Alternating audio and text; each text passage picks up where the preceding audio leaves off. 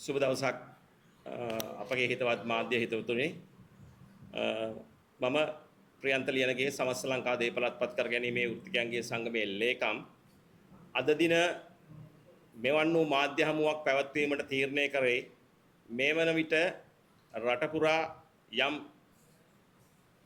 ප්‍රචාරයක් සමාජ මාධ්‍ය තුල විද්‍යුත් මාධ්‍ය තුල යනවා මේ බැංකු පද්ධතිය මූල්‍ය සමාගම් පද්ධතිය සහ තැන්පත්කරුවන්ගේ තැන්පතු වලට දැඩි හානිදායක තත්වයක් මේ වෙනකොට උද්ගත වෙයි තියෙනවා. ඒකට හේතුව තමයි පළමුව ලීසින් හා ණය වාරික නොගෙවන්නන්ගේ සංගමය කියලා සංගමයක් පටන් අරගෙන මේ වන විට ලීසින් හා ණය වාරික ගෙවන්නන්ගේ සංගමය නමින් සංගමයක් පවත්වාගෙන යන අසංක රුවන් පොතුපිටිය විසින් Taman නීතිඥයෙක් බවට හඳුන්වාගෙන පොලිස් ස්ථානවලට ගිහිල්ලා මූලස්ථාන පොලිස් පරීක්ෂක එහෙමත් නැත්නම් පොලිස් ස්ථානාධිපතිතුමන් ඒ වගේම මූල්‍ය සමාගම් පද්ධතියේ ඉන්න ඒ නිලධාරීන්ට දැඩි බලපෑමක් කරනවා මේ වාහන සහ දේපල අත්පත් කර ගැනීමේදී ඒ කාර්ය කිරීමට බාධා පමුණවනවා.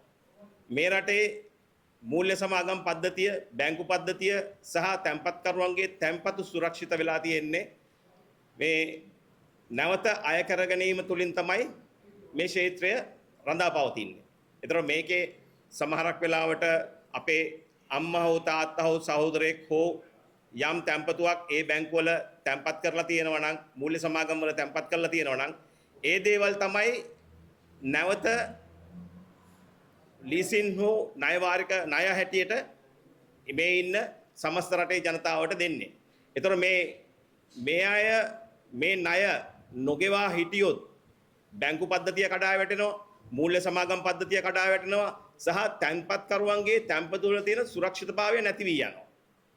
ඒතර ඒ වගේ දැඩි බලපෑමක් කරන අසංකරුවන් පොතුපිටිය තමයි ගිහිල්ලා ඒ ආයතන වලට දැඩි බලපෑමක් කරන්නේ.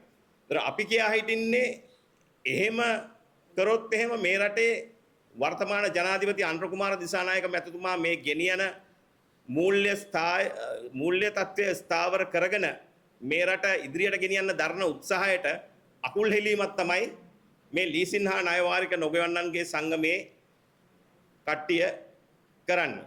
ඉතින් මම හිතන්නේ ඒ වගේ තත්ත්වයක් ඇතිවිය යුතු නැහැ මේ රටේ. අපි හැමෝම දායක වෙන්න ඕනේ. අපි ණයක් ගත්තා නම් ණය ගෙවන්න ඕනේ. ඒ ණය ගෙවීම තුල තමයි බැංකු පද්ධතිය දුවන්නේ, මූල්‍ය සමාගම් පද්ධතිය දුවන්නේ, තැන්පත්කරුවන්ගේ තැන්පතු සුරක්ෂිත වෙන්නේ සහ මේ රටේ තියෙන සියලුම දෙනාගේ එහෙම ඒ කියන්නේ ආයතනවල සේවය කරන සේවකින්ගේ රැකියා රඳා පවත්වන්නේ ඒ හේතුව නිසා. ඉතින් මේ කරන වැඩේ තුල බැංකු පද්ධතිය කඩා වැටීම වළක්වා ගැනීම තමයි අපේ අරමුණ. ඒ හින්දා තමයි අපි සමස්ත ලංකා දේපළ අත්පත් කර ගැනීමේ වෘත්තිකයන්ගේ සංගමයේ හැටියට නීත්‍යානුකූලව සමාගම් මැදුරේ ලියාපදිංචි කරලා අපේ සංගමය තුල සමාජිකත්වය ලබාගෙන තියෙන සමාජිකින්ට හැඳුනුම්පතක් නිකුත් කළා. ඒ හැඳුනුම්පත බලලා ආයතන වලින් ලිපි ලබා දෙන්න කියන ඉල්ලීම කරන්න. ඒතර අපේගේ මේ ක්‍රියාවලිය දැන් මේ වෙන විට අසංකරුවන් පොතුපිටියේ මහා හිස රදයක්.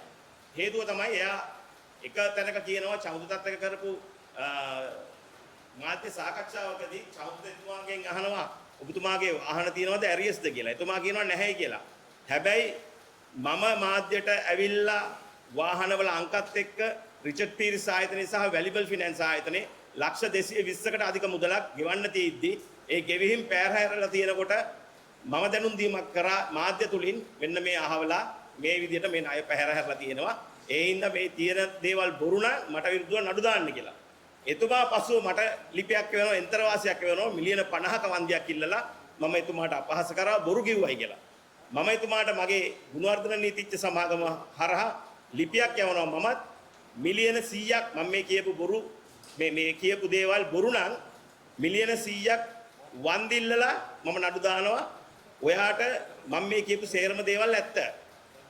ඒ හින්දා මේකට යටත්ව මම මිලියන 100ක් වන්දිල්ලලා ඇරියම එයා ඒකට පිළිතුරක් යවන්නේ නැහැ. ඒ වගේම තමයි අපේ නිලධාරියෙක් ගිහිල්ලා දෙහිවල පොලිසියේ පැමිණිල්ලක් දාලා වාහනයක් අත්පත් කරගන්නවා. එතනදී අසංකරුවන් පොතුපිටිය ඇවිල්ලා එතන ඒ පොලිස් නිලධාරීන්ට දැඩි බලපෑමක් කරනවා. බලපෑමක් කරලා ඉවරලා අපේ අයට කියනවා මේකේ මේ අධිකරණයෙන් අඩු කටයුත්තක් පවතිනවා. ඒ හින්දා මේ වාහනේ නිදහස් කරන්න කියලා. එතකොට අපේ අය මේක මේ බලලා මේ ලියකිවිල්ල බලලා ඉවරලා ඒ වාහනේ මුදා හරිනවා. පස්සේ මෙයා පොලිසියට යනවා ගිහිල්ලා කියන්නේ මොකද්ද? එයාට මරණීය තර්ජනය කරා කියලා. අසංකරුවන් පොතුවිටිය විසින් ගෙනත් දුන්න ලියවිල්ල තමයි මේ ලියවිල්ල තමයි එතුමා මේකට ගෙනත් දුන්නේ. හැබැයි මේ ලියවිල්ලට අදාළ නීත්‍යානුකූල ලියවිල්ල ඇවිල්ලා LB ෆිනෑන්ස් ආයතනයේ වාහනයකට ගත්ත මේ තීන්දුවක් අධිකරණ තීන්දුවක්. ඒ අධිකරණ තීන්දුව ව්‍යාජ ලෙස සකස් කරලා හැටන් නැෂනල් බැංකුවේ නඩු තීන්දුවක් හැටියට දීපු තීන්දුවක් හැටියට තමයි එතුමා හුවා දක්වන්නේ. ඒ හින්දා අසංකරුවන් පොතුපිටිය කියන පුද්ගලයා දිගින් දිගටම මේ දේවල් බොරුවට මාධ්‍ය නොමග යවමින් සමාජය නොමග යවමින් කටයුතු කරන්න උත්සාහ කරනවායි කියන එක අපි පැහැදිලිව මතක් කරන්න ඕනේ. ඒ වගේම තමයි එතුමා කියනවා හිටපු පොලිස්පති දේශපන්දු මැතිතුමා විසින් නිකුත් කරපු චක්‍රලේඛනයක් ගැන කතා කරලා එතුමා කියනවා මේ චක්‍රලේඛනයට අදාළව මින් ඉදිරියට වාහන අත්පත් කර ගැනීම සඳහා කිසිදු නෛතික පැවැත්මක් ඒ අත්පත් කර ගැනීමේ නිලධාරීන්ට නැහැ කියලා. හැබැයි මම පැහැදිලිව කියනවා මේකේ මේ හිටපු දේශපන්දු තෙන්නකෝන් මැතිතුමා ඒවලකට වැඩබලන පොලිස්පතිවරයා වශයෙන් තමයි එතුමා හිටියේ. එතුමා එවන ලද චක්‍රලේඛනයකට අනුව තමයි එතුමා කියන්නේ 2024 2/8 තමයි මේ චක්‍රලේඛනය වල තියෙන්නේ. එතකොට එතුමා කියන්නේ මේ චක්‍රලේඛනයට අදාළව අත්පත් කර ගැනීම කරන්න බෑ කියලා. හැබැයි 2000 අංක 57 දරන කල්බදු මූල්‍ය කරන පනතේ පැහැදිලිවම දක්වලා තියෙනවා 56 පනතේ පැහැදිලිවම දක්වලා තියෙනවා බාහිරින් සේවා ලබා ගැනීමේ හැකියාව පවතිනවා කියලා. ඒක සඳහන් වෙන්නේ මේ 2056 කල්බදු මූල්‍ය කරන පනතට පසුව පනතක් ඇවිල්ලා තියෙනවා 2018 අංක 42 දරන පනත. ඒ පනතෙන් පැහැදිලිව දක්වලා තියෙනවා ඒ සමාගම් වලට තමන්ගේ අභිමතයේ පරිදි වෙනත් ආයතනයක් වෙත මේ තමන්ගේ කටයුත්ත සම්පූර්ණයෙන් හෝ භාගයට හෝ කරන්න පුළුවන් හැකියාව තියෙනවා කියන එක කියනවා. ඒක ඇවිල්ලා 2018 සැප්තැම්බර් 4 වෙනිදා මුදල් සමාගම් පනතේ තමයි සඳහන් කරලා තියෙන්නේ 2018 අංක 7 දරන ව්‍යාපාර බෙහෙවින් කටයුතු සම්බන්ධව බාහිරින් සේවා ලබා ගැනීම කියලා තමයි ඒකේ සඳහන් වෙන්නේ. ඒතර මොකද්ද මේ බාහිරින් සේවා ලබා ගැනීම කියලා කියන්නේ? ඒ මූල්‍ය සමාගම් වලට පුළුවන් බැංකු පද්ධතියට පුළුවන් තමන්ගේ සේවයෙන් සම්පූර්ණ හෝ කොටසක් කිරීමට යම් කිසි ලියාපදිංචි ආයතනයක් වෙත බලය පවරන්න පුළුවන් හැකියාව තියෙනවා. ඒ අනුව තමයි අපි මේ සංගමයේ නීත්‍යානුකූලව ලියාපදිංචි කළා. ඒකට අදාළව අපි සේවය ලබා දෙන්න සූදානම් වෙලා තියෙන්නේ ඒ හේතුව නිසා. ඒතර එයා තව එකක් කියනවා මේ පහුගිය කාලේ ඇවිල්ලා 28 තමයි ක්‍රියාත් 2000 අංක 56 දරන කල්බදු මූල්‍ය කරන පනතේ 28 තමයි ක්‍රියාත්මක කරන්නේ. ඒ කියන්නේ 28 තියෙන්නේ දිසාධිකරණේ නඩුවක් පවරලා ඊට පස්සේ වාහනය ආයතනයට ලබා ගැනීම කියන කාරණාව තමයි එතුමා සඳහන් කරන්නේ. ඒතර මම එතුමාගෙන් ප්‍රශ්න කරනවා එහෙමනම් 2000 අංක 56 දරන කල්බදු මූල්‍ය කරන පනතේ තියෙනවා 27 වගන්තිය. ඒතර 27 වගන්තිය ඉවත් කරලාද 28ට යන්නේ. 27 වගන්තිය තියෙන්නේ අපේ අත්පත් කරගැනීමේ නිලධාරීන්ට හැකියාව තියෙනවා ගිහිල්ලා ඒ අදාළ උපකරණය ඇත්තා වූ පොලිස් බල ප්‍රදේශය තුලදී කැමිල්ල සටහන් කරන්න පුළුවන් සාමය කඩවීමක් වෙනවයි කියලා Tamanට හැඟෙනවනම් පොලිස් නිලධාරීන්ගේ සහාය ලබා ගන්න පුළුවන්. ඒතර මේක 27 පැහැදිලිව දක්වලා තියෙනවා. මෙයා දැන් සමාජයට හේතු ගන්නන්නේ 28 ක්‍රියාත්මක කරන්න ඕනේ කියලා. මම ඉතින් එතුමාට කියනවා ඔබතුමාගේ ඉන්න නීතිඥ මහතුරුන් මේක අධ්‍යයනය කරලා නැත්නම් කරුණාකරලා මේකත් අධ්‍යයනය කරන්න කියන්න. එහෙමනම් උත්තරීතර පාර්ලිමේන්තුවෙන් වැඩි ඡන්දයෙන් පාර්ලිමේන්තුවට පනතක් ගෙනල්ලා ඒ පනත වැඩි ඡන්දයෙන් සම්මත කරලා ගැසට් කරපු පනත අහෝසි කරනවා නම් ඒක නැවත කරන්න පුළුවන් උත්තරීතර ව්‍යවස්ථාදායකට පමණයි. එහෙනම් අපි කරුණාකරලා එතුමාගෙන් ඉල්ලීමක් කරනවා සමාජයට බොරු කියන්න එපා. ඒක ඉතාමත් නරක පූර්වාදර්ශයක්. මොකද මේගොල්ලන්ගේ මේ ණය ගෙවන්නේ නැති කට්ටිය ණය නොගෙවා සිටීම තුළ මේ බැංකු පද්ධතිය වටලා මූල්‍ය සමාගම් පද්ධතිය වටලා මිනිස්සුන්ව පාරට දක්වන්න තමයි මේගොල්ලන්ගේ උවමනාව තියෙන්නේ. ඒතර මේ තැම්පත් දැන් ඔබතුමාලා දන්නවා පහුගිය කාලවකවානුවේ යම් ආයතන කඩා වැටීමකට ලක් වුණා. හේතුව මේ මූල්‍ය සමාගම් වලින් ගත්ත ණය පැහැර හැරීම. සමහරක් ඒවා වාරික 30 40 තියෙන ඒවා තියෙනවා. දැනටත් තියෙනවා. ඉතින් මේ දේවල් අය කරගත යුතුයි. මේ වර්තමාන රජයෙන් කියලා නැහැ කිසිම අවස්ථාවක මේක අහෝසි කරන්න කියලා. ඒ වගේම තමයි එතුමා කියනවා වර්තමාන පොලිස්පතිතුමා හම්බුනම එතුමා කිව්වලු 28 වගන්තිය ක්‍රියාත්මක කිරීමට එතුමා සූදානම් කියලා.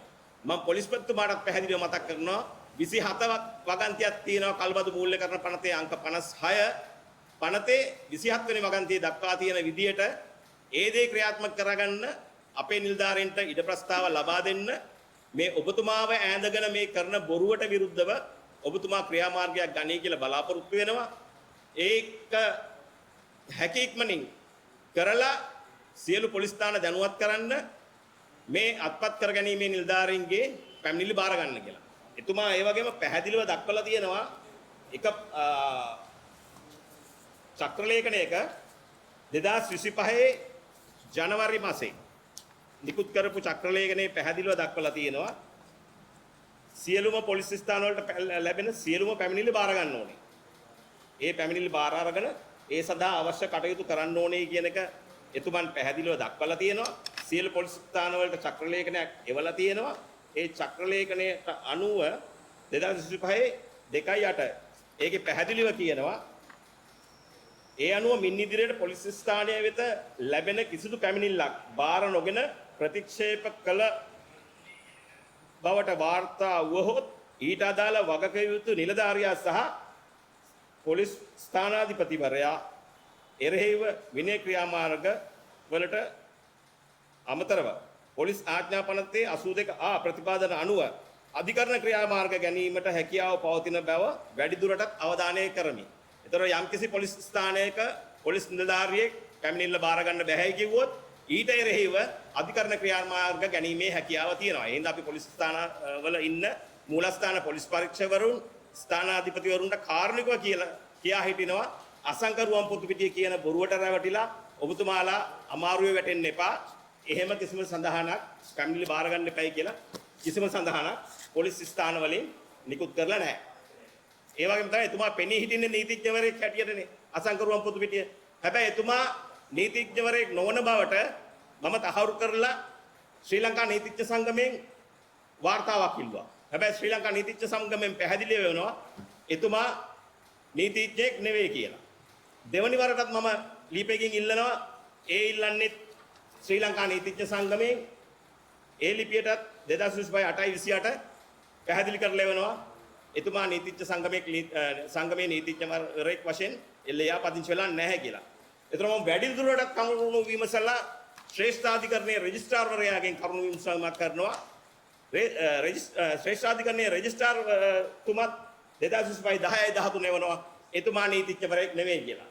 ඒ හින්දා අසංකරුවන් පොතු පිටිය කළු කෝට් එක ගහලා කළු කලිසම ඇඳලා කළු ටයි එක දාලා ගිහිල්ලා පොලිස් ස්ථාන වලට බලපෑම් කරාට පොලිස් ස්ථානාධිපතිවරුන් මූලස්ථාන පොලිස් පරීක්ෂකවරුන් රැවටෙන්න එපා.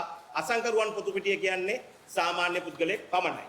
ඒ වගේම මම කියන්න ඕනේ අසංකරුවන් පොතු පිටිය මේ වෙනකොට මූල්‍ය සමාගම් වලට ගිහිල්ලා අත්පත් කර ගැනීම සඳහා අවස්ථාව ලබා දෙන්න කියලා ඉල්ලීම් කරලා තියෙනවා. ඇත්ත කතාව ඒක. හැබැයි එතුමාගේ සමාජිකයන්ට කියන්නේ මොකද්ද? එහෙම අත්පත් කරගන්න බෑ. එහෙම මේ එකක් නැහැ කියලා සමාජයට පණිවිඩයක් දෙන ගමන් එතුමා ගිහිල්ලා ආයතන වලින් ඉල්ලා හිටිනවා එතුමාටත් අත්පත් කර ගැනීමේ අවස්ථාව දෙන්න කියලා. මම හිතන්නේ මේ වෙනකොටත් අපිට තොරතුරු ලැබිලා තියෙනවා සමහර ආයතන වල එතුමාට ඒ අවශ්‍ය කාර්යය සඳහා ඉඩ ප්‍රස්තාව ලබා දීලා තියෙනවා කියලා. ඉතින් අපි ඉල්ලා හිටිනවා සමාජිකින්ට බොරුවට නිකම් මුදල් වියදම් කරගෙන අපේ නිලධාරීන් අත්පත් කරගත්තයින් පස්සේ වාහනේ ඒ අදාළ මූල්‍ය සමාගම හෝ බැංකුවට හෝ ගිහිල්ලා ඒ අවශ්‍ය කරන කාරණේ කියලා ඒ මූල්‍ය සමාගම් වලින් හෝ බැංකුවෙන් හෝ සහනය ලබා ගන්නේ නැතුව ඊට එරෙහිව අසංකරුවන් පොත් පිටියට ගිහිල්ලා කරුණු දක්වලා ඉවරලා ඊට පස්සේ නිකන් නිර්පරාදේ මුදල් නාස්ති කරන එතම මම හිතන්නේ සංගමේ සමාජිකත්වයේ ගන්න කියලා රුපියල් 5000ක් ද කොහෙද ඉල්ලා හිටිනවලු. ඒ වගේම නීතිඥවරයෙක් හැටියට පෙනී හිටින්න රුපියල් 30000 ඒ නීතිඥවරයාට ලබා දෙන්න ඕනේ කියලා රුපියල් 30000ක මුදලක් ලබා ගන්නවයි කියලා තමයි අපිට තොරතුරු ලැබිලා තියෙන්නේ. ඒකේ හොඳම උදාහරණය මම දැක්කා පහුගිය කාලේ රේණුකා හඳපාන්ගොඩ කියන මහත්මිය පැහැදිලි කිරීමක් කරනවා. එතුමියගේ වාහනයක් අපේ නිලධාරීන් අරගෙන පස්සේ එතුමියට ඒ වාහනේ මුදා ගන්න ලක්ෂ 16ක මුදලක් අසංකරුවන් පොතු පිටිය දෙනවා. ඒ මුදල රුපියල් 80000ක් මාසයකට පොලිය ඒ පොලිය මාසයක් ඇතුළත වගේ ඉල්ලා ඉදිද්දී එතුමීට දෙන්න පුළුවන් කමක් නැහැ. එතුමී කියන එතුමීගේ එක වාහනයක් විකුණලා දෙන්නම් කියලා. නමුත් අසංකරුවන් පොතු පිටිය විවෘත මොනවද ඒකට කියන්නේ ඕපන් පේපර්ස් අරගෙන එතුමා වාහනත් ගෙනිල්ලා එයාගේ ඒ තියෙන යාඩ් එක දාගන්නවා වත්තල වාසනා කියන යාඩ් එකේ. හැබැයි ඊට පස්සේ මෙයා හඳපාන්කොඩ මහත්මියටත් පොරාට එයා එක වාහනයක් විකුණ ගන්නවා. විකුණලා ඉවරලා ඒ අවශ්‍ය කරන මුදල් ලබා ගන්නවා. හැබැයි එතුමා අසනීප වෙලා මහ බැංකුවට ගිහිල්ලා ප්‍රශ්නයක් වෙලා අසනීප වෙලා රෝහල්ගත වෙලා ඉද්දි රේණුකා හඳපාන්කොඩ මහත්මිය තමයි එතුමියට සලකලා තියෙන්නේ. ස්පිතාලේ ගිහිල්ලා තියෙන්නේ. ඒ අවශ්‍ය කරන නවාතැන් පහසුකම් ලබා දීලා තියෙන්නේ රේණුකා හඳපාන්කොඩ මහත්මිය. ඉතින් එහෙම කරපු කෙනෙකුටත් එතුමා අර විදිහට කරා නම් මම හිතන්නේ එතුමා ගැන කතා කරන්න කිසිදු මේ තත්ත්වයක් නැහැ කියන එක තමයි අපිට කියන්න තියෙන්නේ. මොකද එතුමිය පුළුවන් තරම් එතුමාට උදව් කරලා තියෙනවා.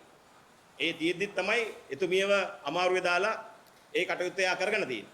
ඉතින් ඒ හින්දා මම කියනවා අසංකරුවන් පොත් පිටිය කියන පුද්ගලයාට රැවටෙන්න එපා ඕගොල්ලෝ.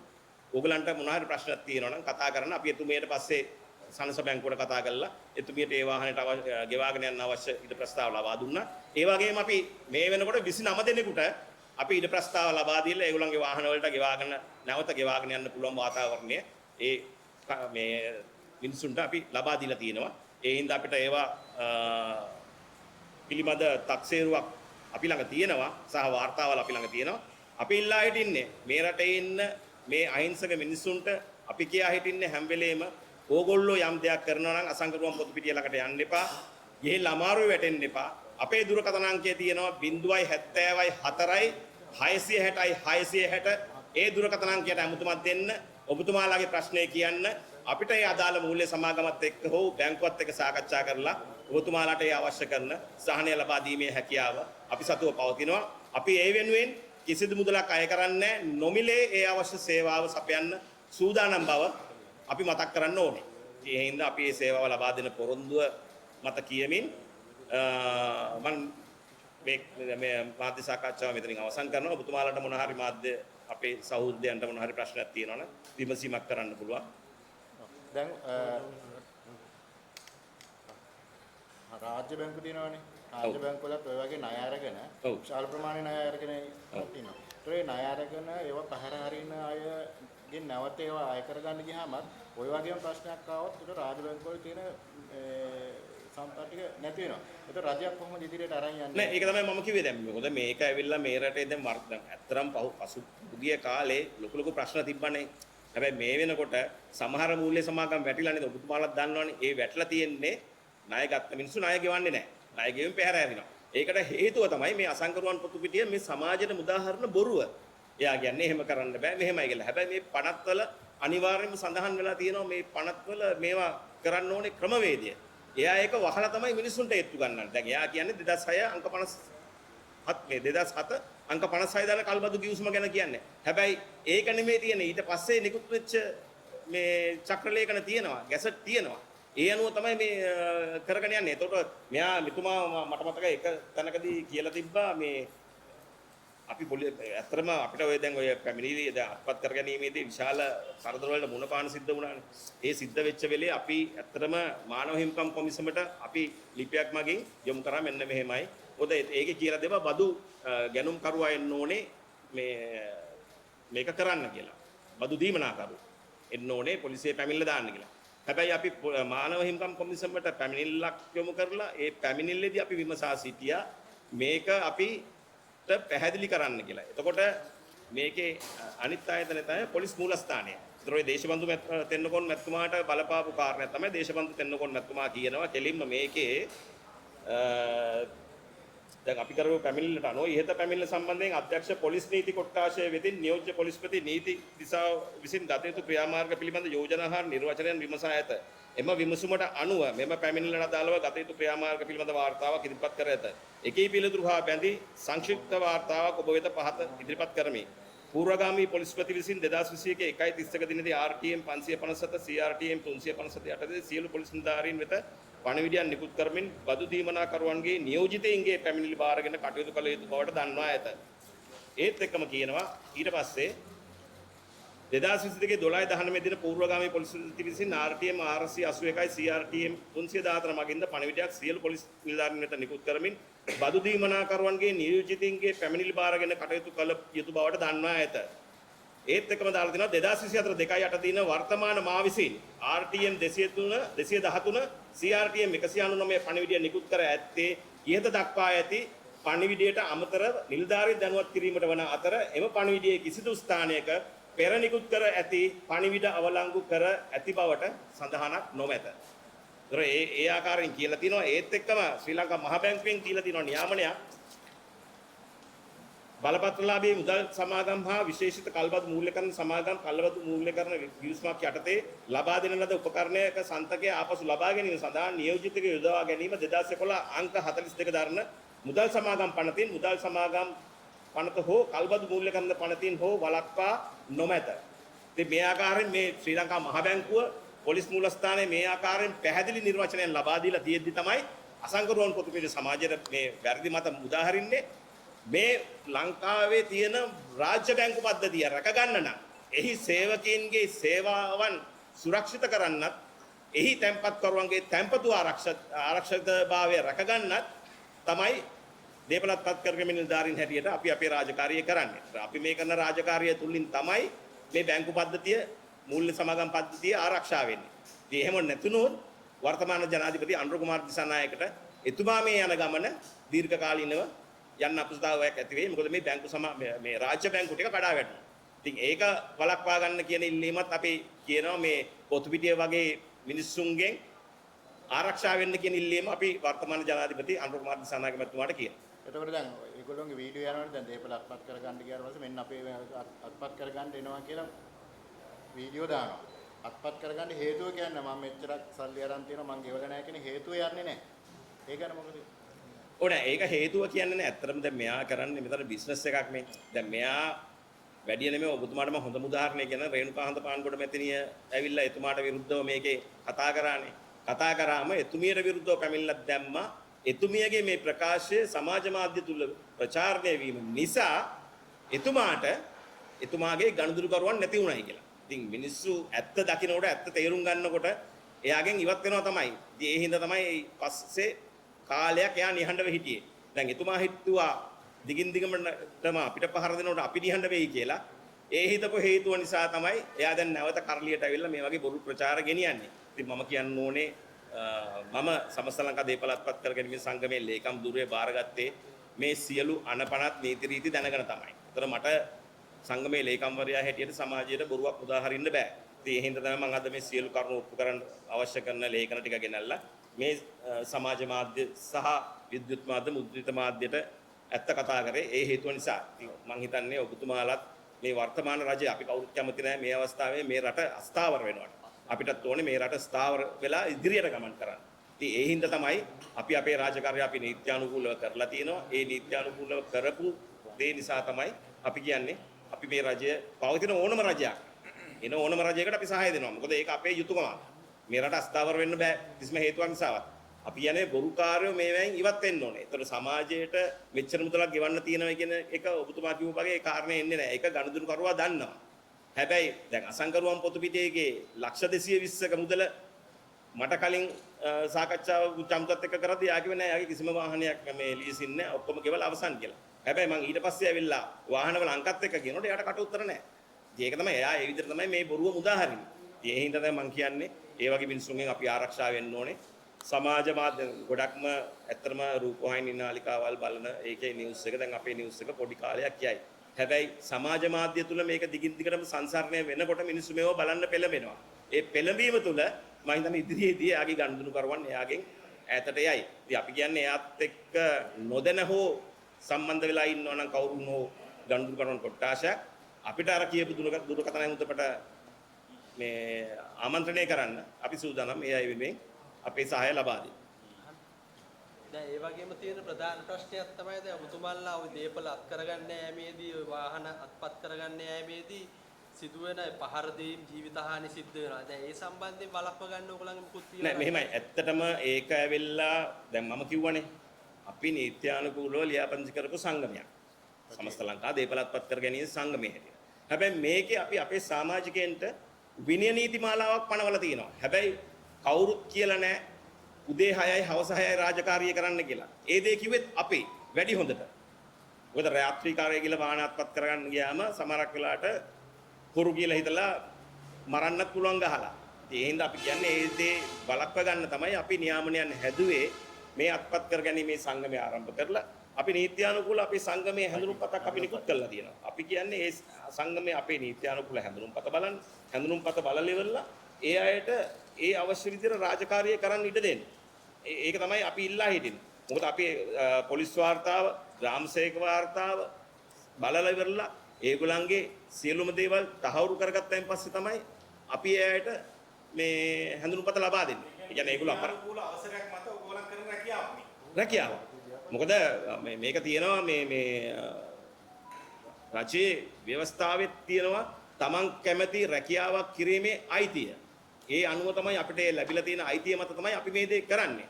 ඒතර අසංකරුවන් පොතු පිටියේ කියනවා එක තැනකදී පොලිසියට ගිහිල්ලා කියනවා එහෙමනම් මිනිමරණ අයත් සංගමයක් හදාගනි කියලා. මම එතුමාට පැහැදිලිව කියනවා එතුමා ওই විදිහට බොළඳ තර්ක ගේන්න එපා. රජයේ සමාගම් මැදුර මේ සමාගමක් ලියාපදිංචි කරද්දී සියලුම දේවල් ඒගොල්ලෝ හොයලා බලනවා. ඒතර මේ මිනිමරන්නන්ට ගිහිල්ලා මිනිමරන්න මේ සංගම් හදන්න බෑ. මම හොඳම උදාහරණයක් කියන්න දවුතුමාලා දන්නා ලංකා විදුලි බල මණ්ඩලය. හැබැයි විදුලිය කපන්න වෙනම කොන්ත්‍රාත්කරුවන් පිරිසක් යවනවා. කොන්ත්‍රාත්කරුවෝ ඉන්නවා. ජල සැපයුම විසන්ධි කරන්න වෙනම කොන්ත්‍රාත්කරුවන් පිරිසක් ඉන්නවා. බාහිරව බඳව ගත්ත බාහිර සේවා සපයන. ඒතර පළාත් පාලන ආයතනවල ඒ රාජකාරිය කරන්න කොන්ත්‍රාත් පදනම මත සේවය කරන පිරිසක් ඉන්නවා. ඉතින් මේ රටේ එහෙම දේවල් තියෙද්දි මෙතුමා මේ ගිහිල්ලා ටයි එකයි කෝට් එකයි ඇඳගෙන ලහිලහි ගිහිල්ලා මේ සමාජෙට මුදාහරින්නේ බොරුවක් කියන එක තමයි අපිට කියන්නේ. නෑ අපි අහන්නේ දැන් ওই දේපල අත්පත් කරගන්න එක මගතොටදී වාහනයක් පැහැර ගන්න එක ඇයි දැන් පුද්ගලයාට දැන් ඕක වෙන්නේ අර එක්ක තුවාල කරනවා මේ එක්ක හදිසි අනතුරක් වෙන්න පුළුවන් ඒ විදිහට නොකර කරන්න පුළුවන් ක්‍රමයක් නෑ මම කියන්නේ අපේ සංගමයේ තුල ඉවෙන් වූ නිලධාරීන් නෑ. ඇත්තටම ඔය ඇවිල්ලා අපි මූල්‍ය සමාගම් වලින් ඉල්ලීමක් කරන්නෙත් ඒකයි. අපේ සංගමේ ලියාපදිංචියේ තියෙන සමාජිකින්ට පමණක් අත්පත් කරගැනීමේ ලිපි දෙන්න කියන්නේ අපි ඒ හේතුව නිසා මොකද අපිට ඒ අයව නියාමනයක් කරන්න පුළුවන්. එයාට අපි යම් පුහුණුවක් ලබා දීලා තියෙනවා. ඒතර ඒ පුහුණුව ලබා ගත්තේ නැති පිරිස් තමයි ওই විදිහට ගිහිල්ලා පිස්සෝ වගේ දඟලන්නේ. ඒතර ඒකෙන් වෙන්නේ අර සංගමයට පිටින් ඉන්න කොටසක් ගිහිල්ලා ඒ දේ රාජකාරිය කරනකොට නීත්‍යානුකූලව මේ කරගෙන යන ක්‍රමවේදය කරන්න මේ සංගමයේ ඉන්න නිලධාරීන්ට බැරි වෙනවා. ඒතර ඒකේ මේ දෝෂාරෝපණය එන්නේ සමස්ත ලංකා දේපලත්පත් කරගැනීමේ සංගමයට. ඉතින් ඒ හින්දා තමයි අපි බැංකු වලින් මූල්‍ය සමාගම් වලින් ඉල්ලන්නේ සංගමේ ලියාපදිංචිය තියෙන නීත්‍යානුකූලව හැඳුනුම්පත ලබාගත් සමාජිකයින්ට විතරක් අත්පත් කර ගැනීමට ඉඩ ලබා දෙන්න කියන කාරණක ඉල්ලීම කරන්නේ ඒකයි. ඔය ඒතකොට මේ වෙනකොට ලංකාවේ සංගම් ඔය වගේ කීයක් තියෙනවද ලියාපදිංචි නොකර? ලංකාවට තියෙන එකම ලියාපදිංචි කරපු සංගමය තමයි සමස්ත ලංකා දේපලත්පත් කරගැනීමේ සංගමය. ඊට අමතරව ලියාපදිංචියක් නොකරපු කිසිදු සංගමයක් ලංකාව තුල නැහැ. නෑ. ඒතකොට දැන් ඒ පුද්ගලිකව කට්ටි ධම්මලා දැන් ඔය ගහ ගන්න මර කණ්ඩායම් යොදවනවා කියන්නේ මොන කට්ටියද? මෙහෙම ඒකයි වෙලා ඒක තමයි මේ මූල්‍ය සමාගම වලින් කරන වැරද්දක් තමයි ඒකයි වෙලා. කියන්නේ පුද්ගලිකව කාටරි දෙනවා. පුද්ගලිකව කියන්නේ මූල්‍ය සමාගමකට ගිහිල්ලා කවුරු හරි ගිහිල්ලා අත්පත් කරගැනීමේ ලිපියක් ඉල්ලුවම සමහරක් වෙලාවට මූල්‍ය සමාගම් වලට ඒක හදිසියෙ අවශ්‍යතාවයක් තියෙන වාහනයක් වෙන්න පුළුවන්. වාහනයක් හෝ යම් දේපලක්. ඉතින් ඒ වෙලෙදී ඒගොල්ලෝ ඒ දේ ඒ අත්පත් කරගැනීමේ ලිපිය දෙනවා. නමුත් අපේ සංගමය තුල ඒ දේ කරන්නේ නැහැ. මොකද කවුරුන්නෝ වාහනයකට අලාභයක් කරොත් ඒ අපේ තියෙන නීතිමත් පිටින් යම් දෙයක් කරොත් අපිට ලිඛිතව දැනුම් දීමක් කරායින් පස්සේ අපි යාට විරුද්ධව විනයානුකූලව පියවර ගන්නවා විතරක් නෙමෙයි පුවත්පතක දැන්වීමක් පළ කරලා එයාව සේවයෙන් ඉවත් කරනවා සහ එයා වැඩ කරන සියලුම ආයතන වලට අපි දැනුම් දීමක් කරනවා. ඔව් ඒකට ඔයාලට වගකීමක් තියෙනවා. දැන් අපි විතරයි ලංකාවේ ඔයාලා විතරනේ ඉන්නේ. ඔයාලගෙන් අරෙන්න වෙන පුද්ගලික කණ්ඩායමකට මේ වැඩේ පවරලා මාක් හරි කළු පැල්ලමක් ආවත් ඔයාලට ඇඟිල්ල දික් කරන්න වෙන්නේ ඔයාලටනේ. ඒතකොට එහෙම ප්‍රශ්නයක් වුණොත් මේ ආයතනත් එක්ක ඔයගොල්ලෝ කොහොමද ගනුදෙනු කරන්නේ ඉස්සරහ? නෑ අපි දැන් ඒ ආයතන වලට ගනුදෙනු කරලා මේ දැනුවත් කිරීම කරලා තියෙනවා. ඉතින් ඒගොල්ලෝ කියන්නේ අපි අර කිව්වා වගේ සමහරක් වෙලාවට හදිසි වාහනයක් ආවොත් ගන්නවා කියලා. දැන් ඉදිරියේදී අපි මේක මේ තවත් ටිකක් කුලුල් කරලා මේකේ පරාසය කුලුල් කරලා ඉවරලා මේක අපි විහුවේ වෙනස් කරලා අපි ඉදිරියේදී ඒ සමාගම් එක්ක දැන් මූල්‍ය සමාගම් වලක් තියෙනවා ඒගොල්ලන්ගේ ෆිනෑන්ස් හවුස් කියලා එකක් තියෙනවා බැංකු සංගමේ තියෙනවා බැංකු මේ සංගමයක් ඒ අයත් එක්ක සාකච්ඡා කරලා මේකට ක්‍රමවේදයක් හදන්න දැන් මේ කටයුතු කරමින් තියෙනවා මේ වුණාට සමහර ආයතන සහ බැංකු ඒ ක්‍රමයට අනුගත වෙමින් පවතිනවා. ඉතින් ඒ හින්දා ඒගොල්ලෝ නැවත අලුතෙන් ලියාපදිංචි කරනවා. නිලධාරීන්ගේ අපේ සංගමයේ හැඳුනුම්පත තියනවාද කියලා බලලා ඒගොල්ලෝ ඒ ලියාපදිංචි කටයුතු කරනවා මේ වෙනකොට. ඒ වගේම විශේෂ ස්තුතියක් කරන්න ඕනේ මේ අවස්ථාවේදී අපි වෙනුවෙන් ගිය වරත් මම හිතන්නේ ආපු සහෘදයන් පිරිසක් ඉන්නවා මාධ්‍යවේදීන් පිරිසක්. ඉදිරියටත් මේ සමාජයට වැදගත් වූ පණිවිඩයක් දෙන්න සමාජ මෙහෙවරක් කරන්න අපිත් සමග අත්වැල් බැඳගන්නේ කියන කාරුණික ඉල්ලීම කරමින් අද දින පැමිණිලා අපිට සහාය දැක්වීම පිළිබඳව ගෞරවනීය ස්තුතිය සමස්ත ලංකා දේපලත් පත් කර ගැනීම සංගමය වෙනුවෙන් මම ඔබතුමාලට පුද කරනවා.